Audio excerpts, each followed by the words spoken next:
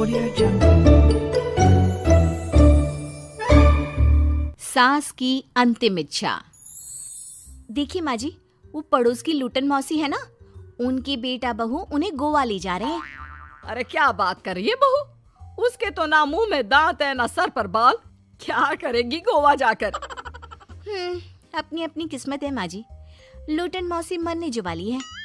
हैं? अरे बहू ये कैसा मरना हुआ जो पहले से ही पता है और ऊपर से गोवा भी घूमने जा रही है। बोला ना माँ जी, ये अपनी अपनी किस्मत है। बात हुई थी मेरी लूटन मौसी की बहू से, बोल रही थी कि चलो दवाई में जो पैसा लगेगा वो गोवा में लगा देते हैं। सास को बहू की बात से पता नहीं क्यों नफरत की बदबू आ रही थी, लेकिन वो कुछ नहीं कहती और कमरे में जाकर लेट जाती है। क्या बात है, लूटन के तो मजे ही मजे है। वैसे आइडिया बुरा नहीं है, थोड़े से पैसे लगाओ और सीधा गोवा की सैर। मैं भी चलती हूँ गोवा। अगले रोज सास तय वक्त पर उठती नहीं। अरे देखो जी, माँ जी अब तक उठी नहीं। आज दूध वाले से दूध और काम वाले के लिए दरवाजा मैंने ही खोला है। अब कम से कम माँ जी का ये तो सुख है कि सुबह जल्दी उठना नहीं पड़ता। अरे बड़ी अजीब हो तुम, मेरी माँ सुबह से उठी नहीं है और तुम्हें चिंता दूध और काम वाली की है। अरे तुम्हें चिंता है ना, तो जाओ जाकर देखो क्या हो गया। वैसे मेरी किस्मत कहाँ लूटन मौसी की बहू जैसी। बेटे को माँ की चिंता होती है, वो सोचता है कि कहीं माँ की सांसें तो नहीं रुक गई और हमें पता ही नहीं चला।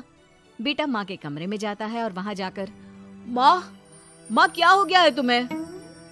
बेटा लग नहीं रहा कि अब मैं बचूंगी, लल्लन डॉक्टर के पास ले चले। अरे कैसी बात कर रही है माँ, तेरी तबीयत सीरियस है और मैं तुझे लल्लन झोला छाप डॉक्टर के पास ले जाऊं? ना ना ना।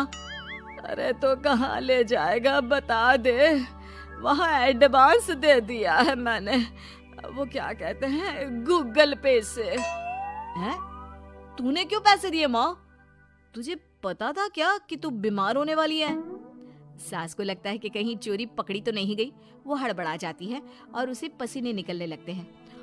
अरे माँ क्या हो गया, सर्दी में भी पसीने? लगता है तेरी तबीयत ज्यादा ही खराब है और लल्लन डॉक्टर पास ही में है, चल उसी को दिखा देता हूँ।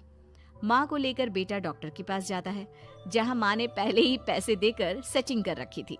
डॉक्टर के क्लिनिक में जाते ही डॉक्टर की ओवर एक्टिंग की दुकान खुल जाती है। हाय राम माँ जी, हे भगवान, अब तो कुछ नहीं हो सकता, ये तो मरने वाली है बेटा। हैं?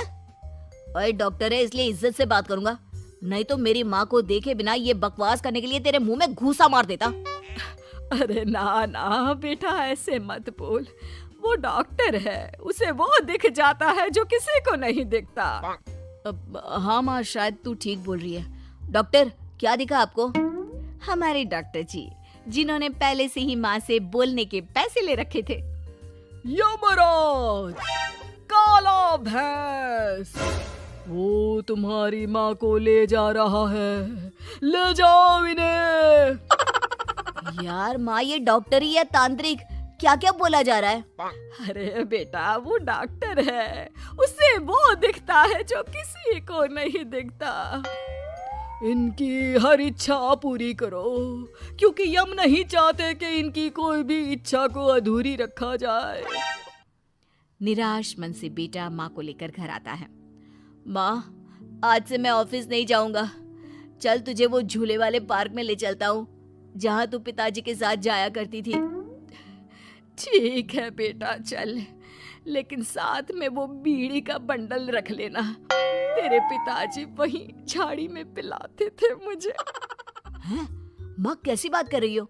वैसे भी जीवन के 4 दिन बचे हैं और तुम। अरे देख बेटा, ना पिलानी तो ना पिला, लेकिन सुना ना तूने डॉक्टर ने क्या कहा कि मेरी कोई इच्छा खाली नहीं रहनी चाहिए। अरे वैसे बेटा 4 दिन की जिंदगी है, न जाने कब मौत आ जाए। माँ के मुंह से मौत का नाम सुनकर बेटा गंभीर हो जाता है, उसकी आंखें लाल हो जाती है। वो माँ का हाथ पकड़ लेता है। माँ को भी लगता है कि उसकी मौज मस्ती कहीं बेटे को डिप्रेशन में ना डाल दे। देख, लल्लन का फोन आया था, बोल रहा था कि हो सकता है मौत ना भी आए, पर इच्छा पूरी करके रख दे। जब जाऊंगी तब तृप्त होकर जाऊंगी, क्यों? तभी बहू की आवाज आती है, माँ जी आपकी फेवरेट गट्टे की सब्जी बनाई है। सास खाने के टेबल पर जैसे ही बैठने वाली होती है, बहू उनकी चेयर पीछे करती है और प्यार से बिठाती है। बहू शांत हो जाती है। वो माँ को बस देखती है और उनकी हर बात मानती है।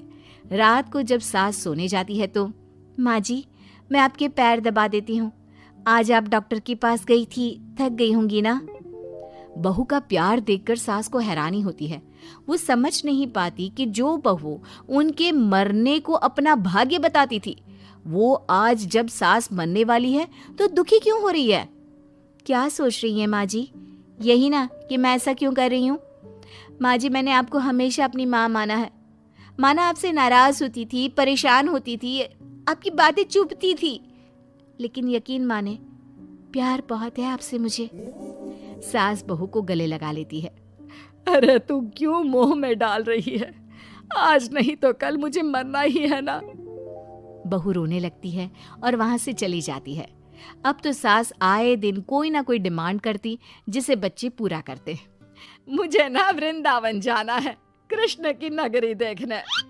जी माँ जी, हम आपको लेकर चलेंगे। माँ मैं कल ऑफिस से छुट्टी ले लेता हूँ। बेटा अब आए दिन छुट्टी लेता और माँ को घुमाता फिराता। एक दिन बॉस कहते हैं, रमन क्या बात है?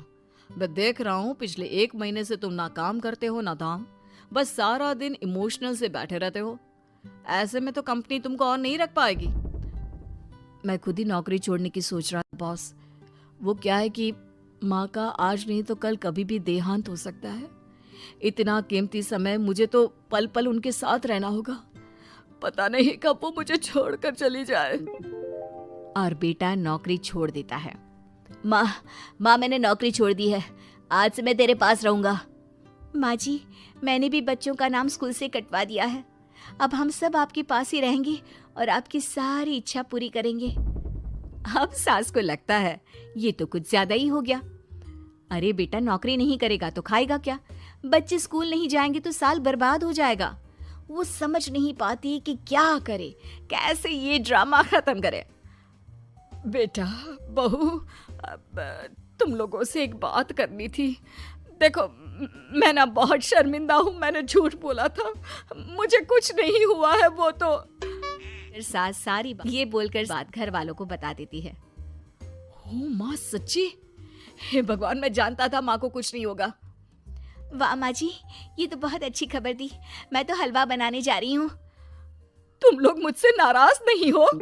नहीं माँ जी, हम बहुत खुश हैं कि आपके मरने की खबर झूठी है। माँ शायद मैं तेरे ठीक होते ही तेरा इतना ख्याल रख लेता तो तुझे ये नाटक करने